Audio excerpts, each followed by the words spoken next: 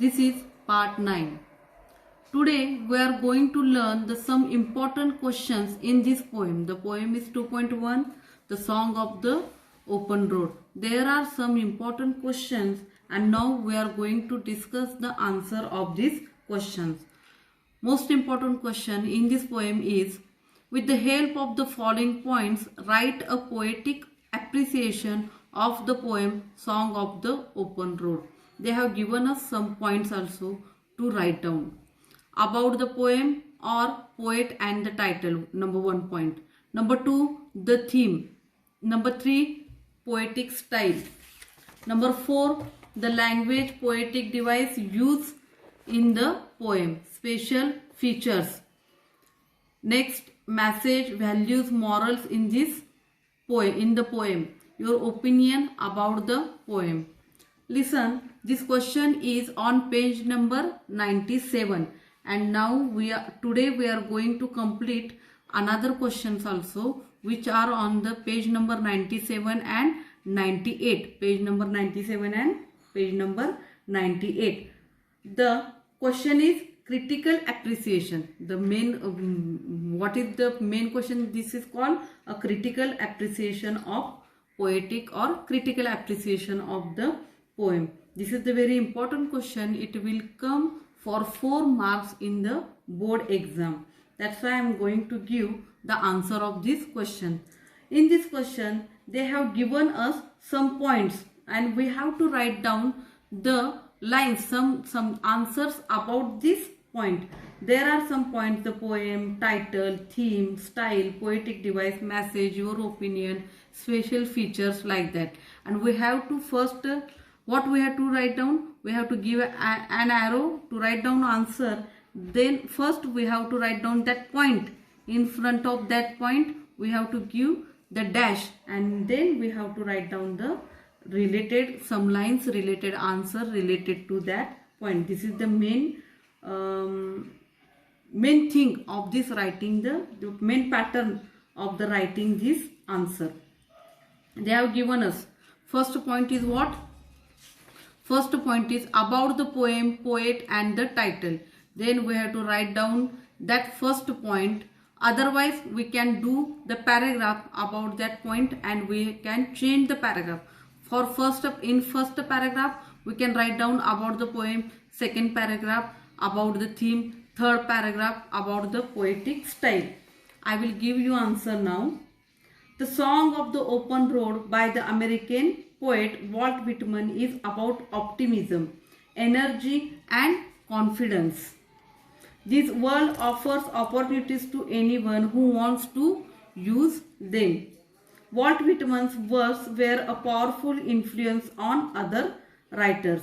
अशा प्रकारे पहिला जो काय पॉइंट आहे त्या पॉइंट बद्दल आपलं मत मांडायचं आहे. पहिलं आपलं मत कशाबद्दल मांडलं पाहिजे? The poem, the title. मग त्याच्याबद्दल आपण आन्सर काय लिहितोय? The song of the open road by American poet Walt Whitman is about optimism, energy and confidence. The world offers opportunities to anyone who wants to use them. The poet himself struggled as a child of 12. He dropped out of school to take up some job to help the family income. He worked as lawyer's assistant, printer's assistant, as a teacher and journalist. He helped look after the wounded in the American Civil War. The poem says open road. It is about freedom. The poet wants to go out from restrictions and comforts. The poet wants to be self-reliant. He is confident. The poem is in free verse. There are many poetic devices, but no meter, no rhyme. We immediately notice repetition. There is also transferred epithet. The poem is a dramatic monologue.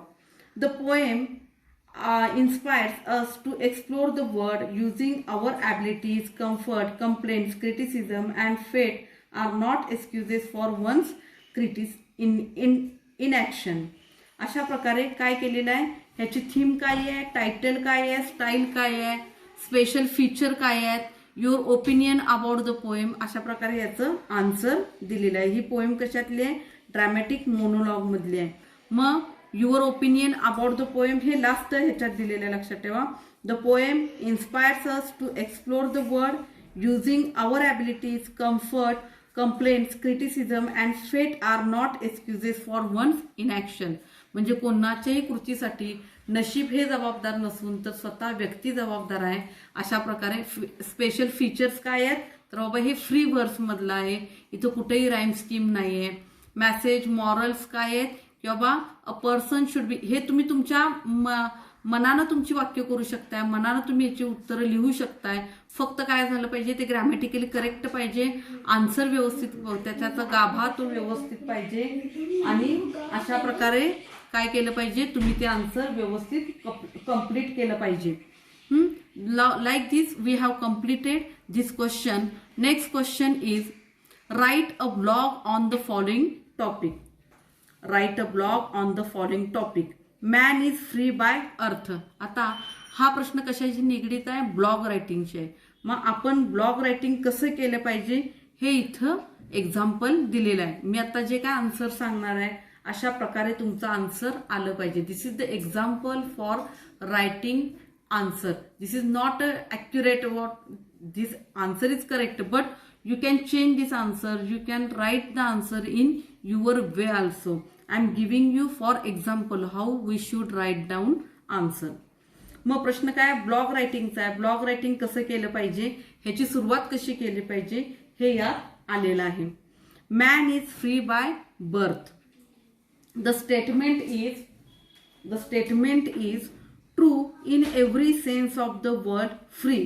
If some does not, हे आपले विचार मांडायचे आहेत. Blog writing म्हणजे काय, इथं तुमचे स्वतःचे विचार आले पाहिजेत आणि तुम्ही तुमच्या विचारात तुमच्या वाक्यांमध्ये याचं उत्तर लिहू शकता.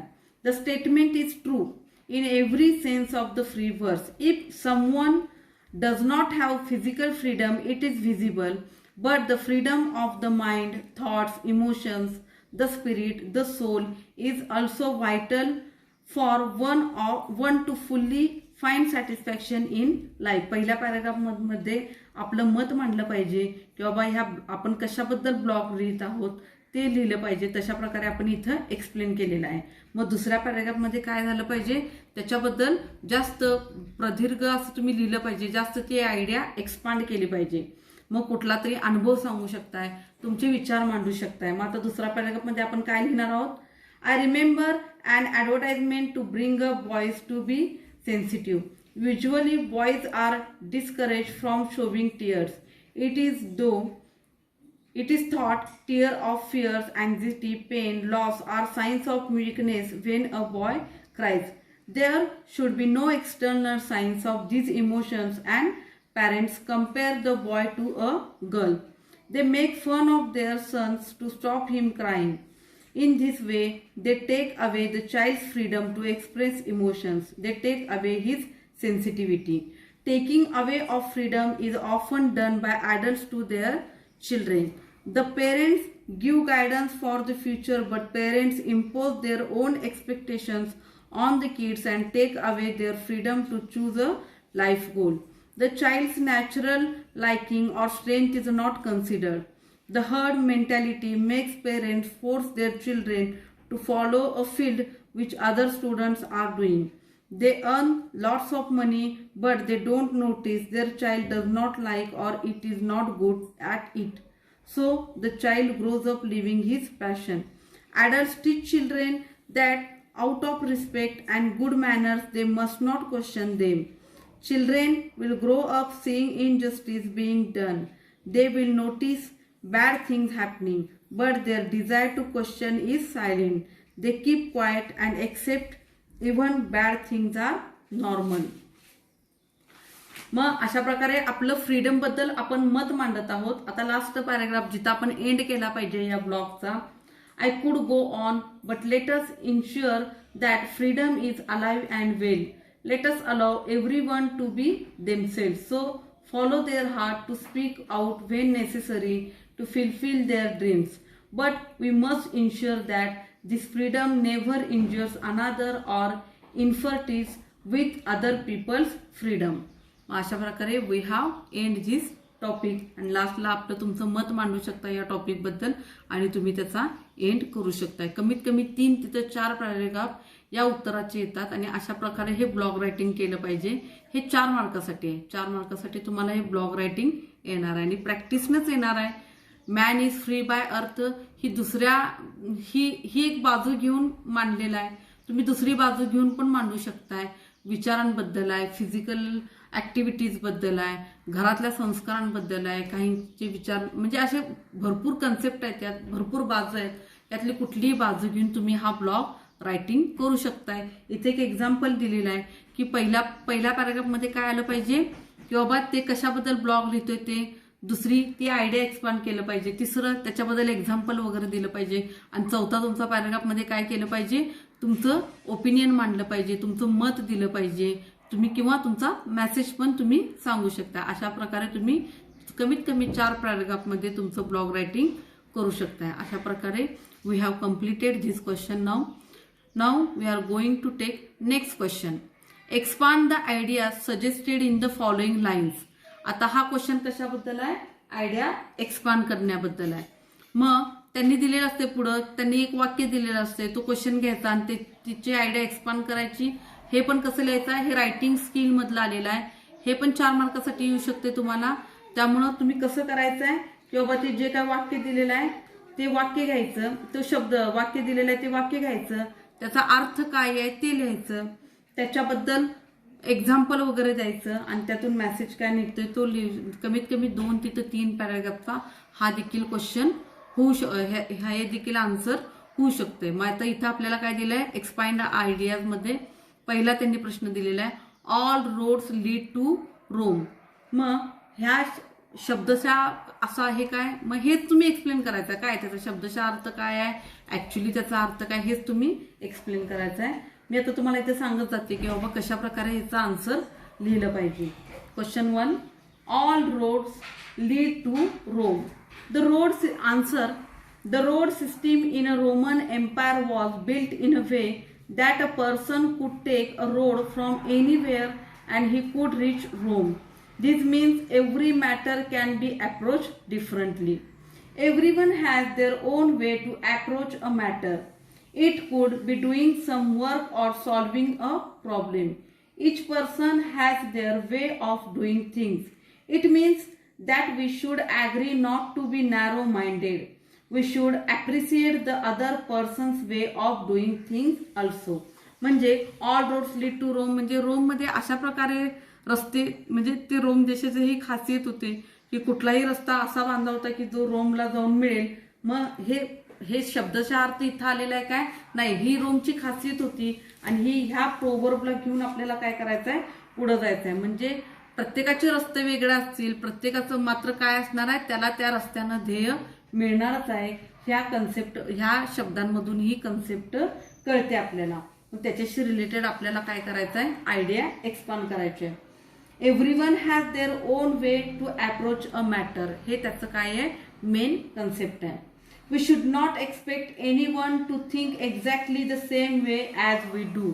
मग प्रत्येकाचा रस्ता सेमच असला पाहिजे काय, नाही, प्रत्येकाचा रस्ता वेगळा असू शकेल, मात्र ध्येय जे काय ते तिथं मिळणार आहे. कुठल्याही रस्त्यानं जावा, तुम्हाला ध्येय मिळणार आहे.